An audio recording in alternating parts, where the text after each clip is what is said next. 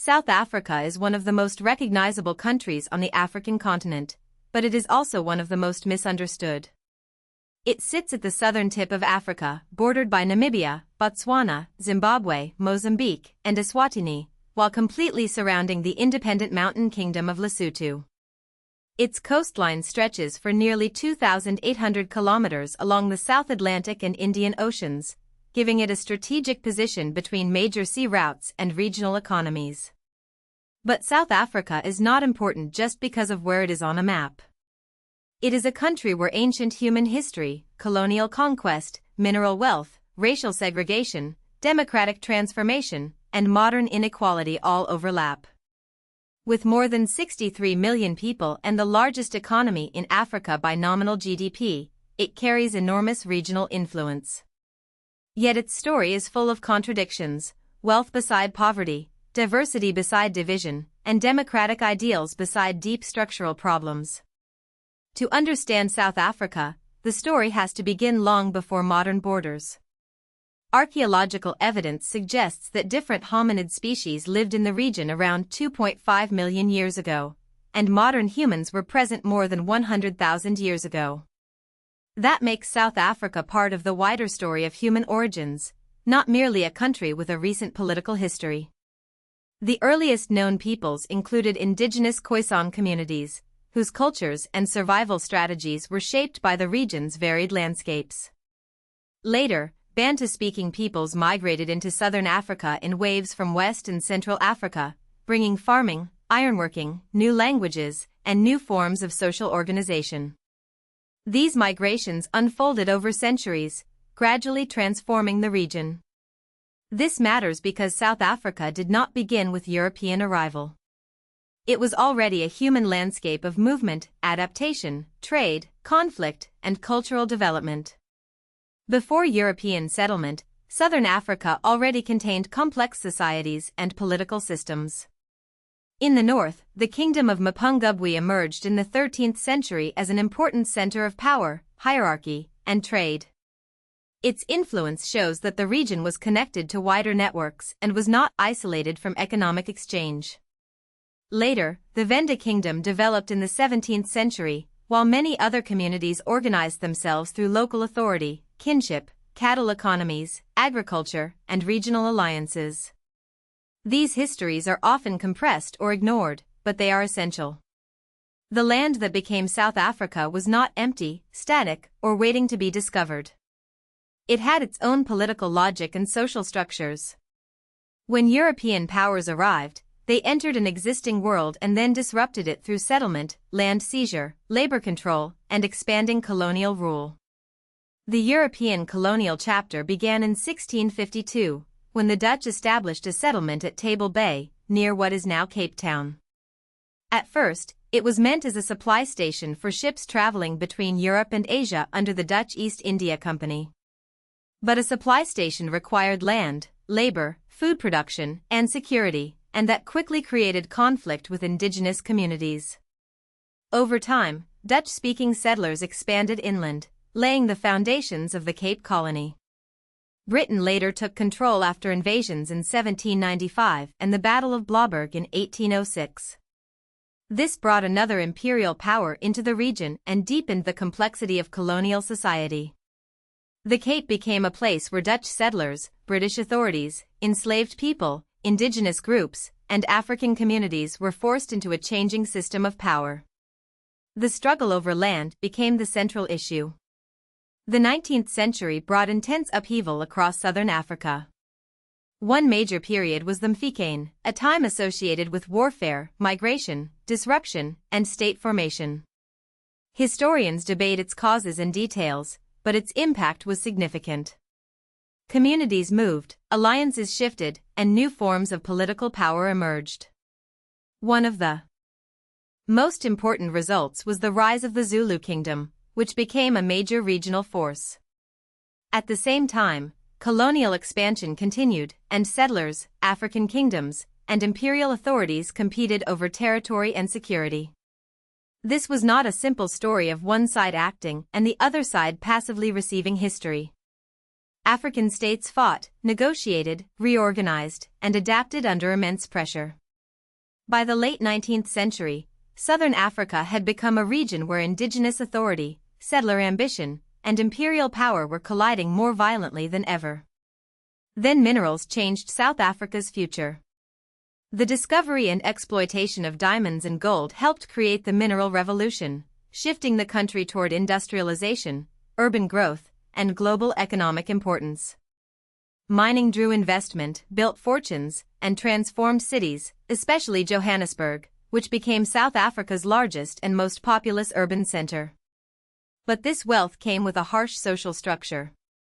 Mines needed large numbers of workers, and the economy increasingly relied on systems that controlled African labor, movement, residence, and wages. Industrial South Africa was modern in its infrastructure, finance, and global connections, but deeply unequal in who benefited.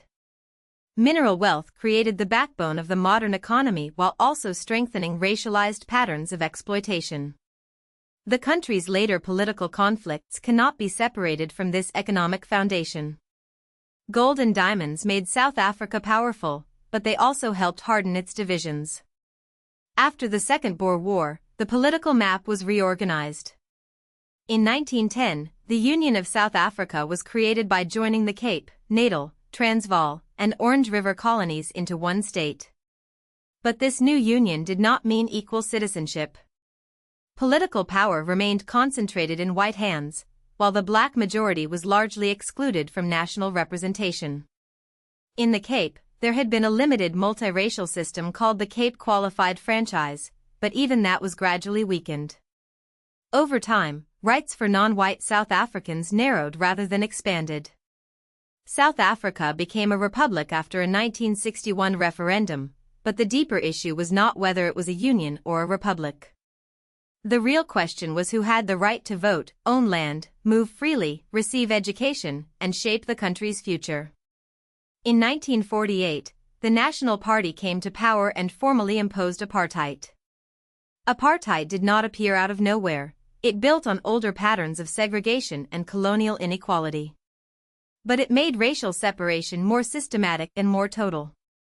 People were legally classified by race, and that classification affected where they could live, whom they could marry, what schools they could attend, what jobs they could hold, and whether they could participate in national politics. Apartheid was not simply social prejudice. It was law, administration, policing, land policy, economic planning, and forced separation. Black South Africans were pushed into townships or underdeveloped areas, while white South Africans controlled most political power and much of the country's wealth. The system claimed to create order, but it depended on coercion, exclusion, and state violence. Resistance to apartheid came from many places. The African National Congress and other anti-apartheid movements organized inside the country, while exiled activists and international supporters pushed from outside. The struggle included protests, strikes, underground networks, armed resistance, student movements, cultural boycotts, church activism, and diplomatic pressure. Apartheid increasingly became both morally indefensible and politically unstable. By the mid-1980s, some discriminatory laws began to be repealed, but the transition was tense and uncertain. The end of apartheid was not a simple gift from the government. It was the result of sustained pressure, sacrifice, negotiation, and the recognition that the old system could not continue indefinitely. In 1994, South Africa held universal elections, allowing all racial groups to vote and participate in building a democratic political order. The democratic transition gave South Africa one of its most famous identities, the Rainbow Nation. The phrase captured the hope that a country divided by race could become a shared democracy built around diversity. South Africa today is a parliamentary republic with 9 provinces and an unusual capital arrangement. Pretoria is the administrative capital, Cape Town is the legislative capital because Parliament sits there, and Bloemfontein is regarded as the judicial capital. Johannesburg, although not one of the 3 capitals, is the largest city and the main economic powerhouse. This structure reflects the country's complexity.